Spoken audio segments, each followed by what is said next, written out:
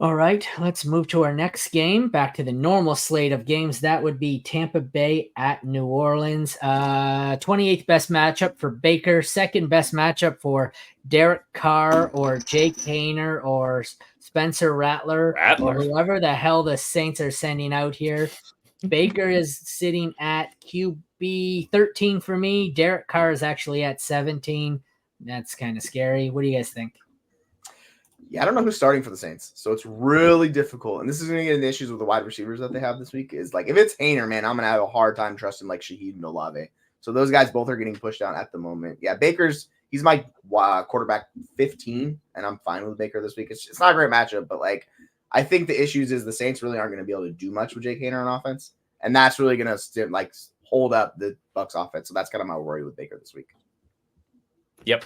I have Baker at 17. It's only because of the matchup. He's been playing really well. But we saw in what should have been a big game for him last week, he threw the touchdowns, but only 180 yards through the air. So we know that's possible. These running backs, because there's two of them, they run the ball a lot in Tampa. So that's kind of my concern here. And yeah, if the Saints can't do anything, and if Taysom's not back, it's going to be a disaster for the Saints on offense. So who thought we'd be saying that? But this, in the year of our Lord 2024, Taysom Hill necessary once again. Top 5 defenses this week for me. Bears against the Jags is 1. Steelers against Raiders 2. Broncos Chargers 3.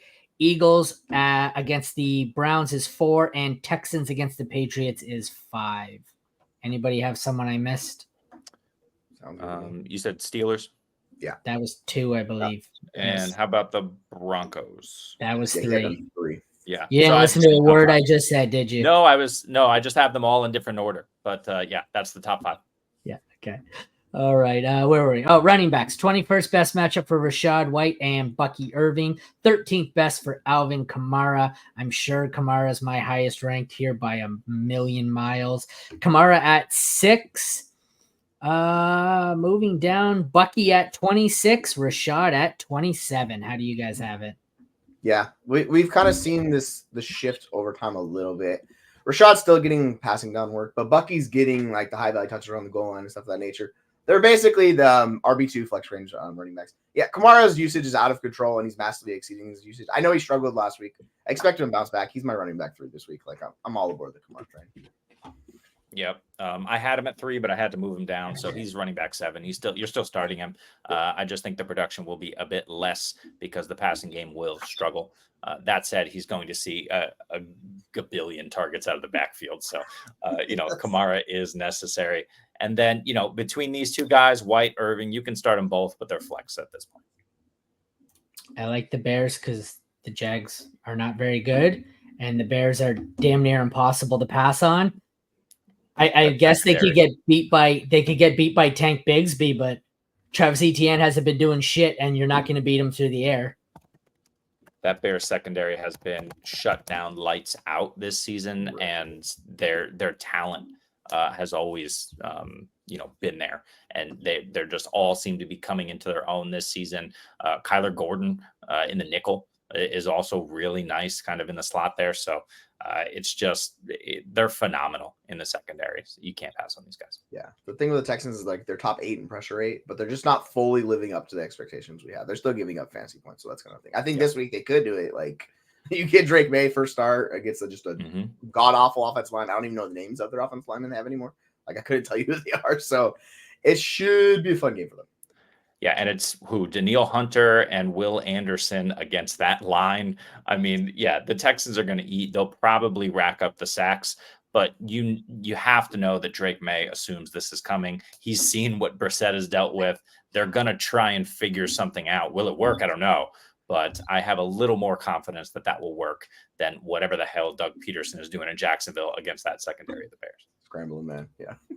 Receivers, 16th best matchup for the Bucs, 7th best for the Saints. So we've got Evans, Godwin, McMillan against Olave, Shaheed, and nobody else really. I guess A.T. Perry. I think it's a Buck ranked highest for me. It is. It's Evans at 10, Godwin at 15. Olave will be next. Oh, sorry. Olave was at 16. And then I have Shaheed somewhere down in the 34, but that seems low. I think I'm going to move him up a bit. What do we think here? Mike Evans going to have his usual shit to bet against the Saints, or? Yep. I mean, they're been worse against outside wide receivers, so I have Evans higher this week. But yeah, like he always has the matchup issues. Like this is the team that they're throwing hands. Like I would not be surprised Mike Evans to get heated again. But yeah, I have Mike Evans top 12. I have Chris Godwin mid-range wide receiver 2. I have Shaheed above Olave. Like Shaheed's just been better across the board. Like he has more targets. He has a higher air yard share. Finally pushed him above Olave, so we'll see how that goes. And if Derek Carr comes back, which we don't expect to do, but if he does, I'm going to shoot these guys way high. But right now, it's like wide receiver 20, wide receiver 26. Yeah. And listen, Paulson Adebo and Alante Taylor for the Saints have been awesome this season. But if Marshawn Lattimore does not shadow Mike Evans, that's going to be a hard disappointment. I expect him to turn it on for this game and for him to like elevate his game as he always does against Mike Evans. That's a shadow. I'm fading Evans to wide receiver 20. I'm not doing it this week except as like a low end wide receiver 2. Chris Godwin, I had to temper expectations, but he's still a wide receiver 12 for me this week. So, but he was my wide receiver 1 last week. It didn't happen though. He didn't get in the end zone. So yeah, I like these Bucs receivers. On the other end, Olave is a no. Shaheed is a maybe, but you know, they're borderline flex options without Derek Carr. Rattler, 50-50, I think. I don't know. I still think it's Derek Carr this week. We have no idea. I will just say that. I don't think it's happening. And that's the problem. I don't want to trust wide receivers with that. James Conner or Garrett Wilson or T. Higgins. So Connor's got the Packers. Wilson has Buffalo. T. Higgins has the Giants. I think I like Wilson against the Bills. Yeah, I don't mind. I'm going Connor, but I don't mind Garrett Wilson either. Like I would go those two guys above T. Higgins. Is how I'd have that rank. Yeah, T. I really like T this week. He's my wide receiver 19. I think he showed it last week. You know, the Giants are able to cover one guy. They're going to choose to cover Jamar Chase. Will Jamar Chase still go off? Yes, but they're going to be covering. So T. Higgins will get the lax coverage this week. So I think he's a wide receiver 2. You fire him up. All of that said, James Conner, RB9, even against Green Bay, who has been just average. Go James Conner. Fire him up, yeah. Tight ends, 11th best matchup for Cade Otton, 22nd for Juwan Johnson. I have Otton at 11. Juwan Johnson I have down at 22. I guess he's not the worst streamer.